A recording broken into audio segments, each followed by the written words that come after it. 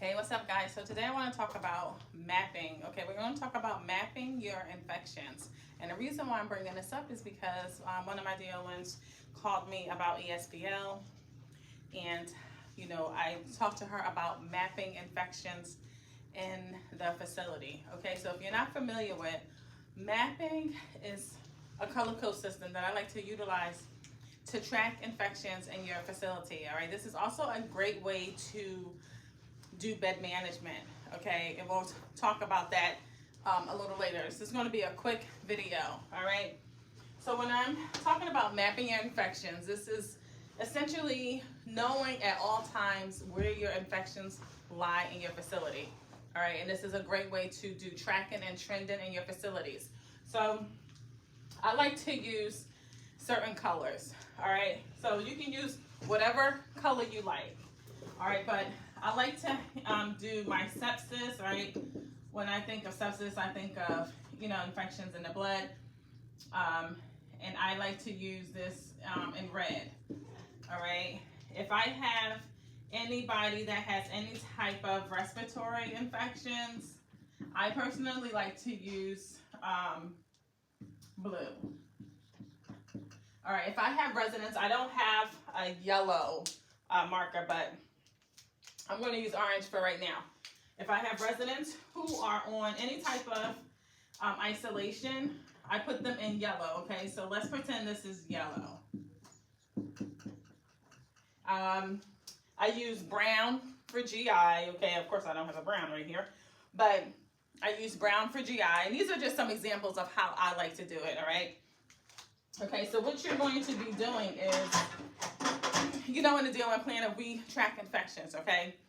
So what you're going to be doing is getting with your maintenance director.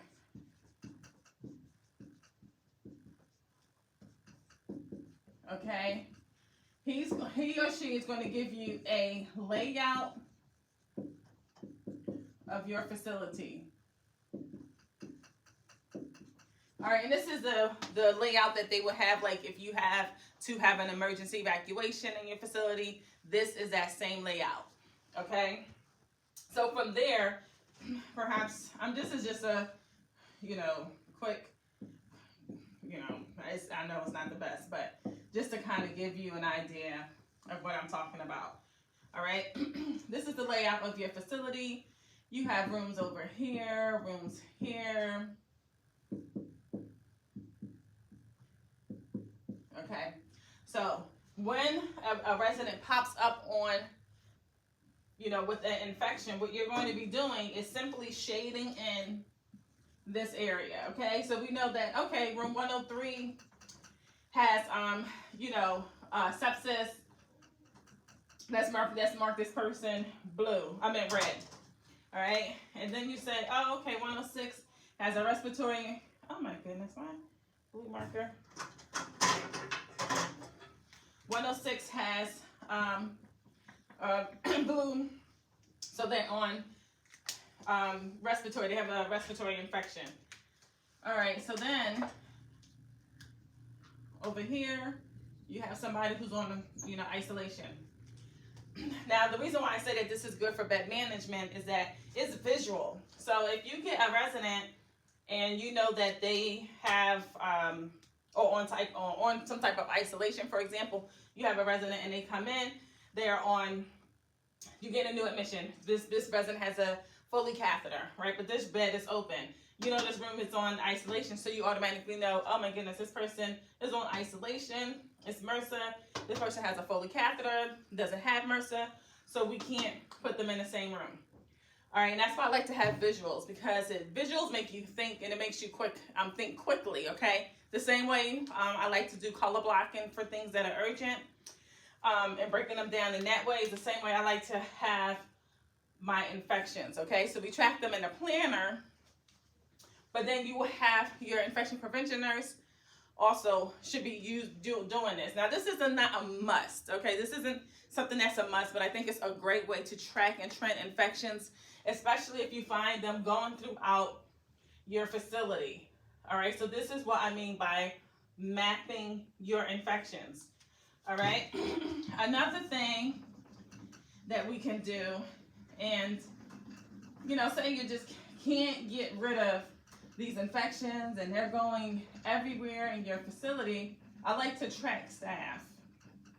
And this is why I like to utilize, oh goodness, sorry guys, it's taking a long time. This is why I like to utilize report sheets. All right, report sheets, like assignment sheets.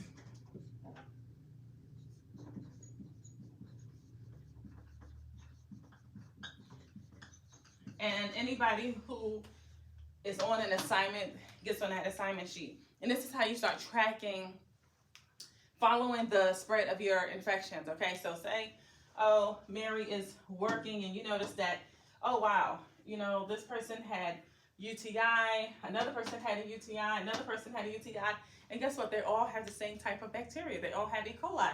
Oh my goodness, well, who's on this assignment? Because now you can see that this person, this infection is spreading throughout, okay? So then this is an opportunity to look and see who assignments is this resident on, okay? And the reason why I say that is because this would be a great opportunity to do education, okay? Education on proper hand hygiene, education on pericare, okay? Doing some pericare audits and competencies for the staff. If it's a resident and these residents are continent, then that's a great opportunity to get physical therapy, well, not physical therapy, occupational therapy involved to see if they can help out with, you know, the cleansing aspect, if they have any type of apparatus to help them better with cleaning. And a great way to also identify like increasing their fluids. All right, so this is why I like to do mapping. Okay, we talk about this in the infection and prevention and control part of the DON training program. And it doesn't go an extent of, you know, if you're taking the course from TDC, I just teach you in this course how to manage your infections in-house, all right?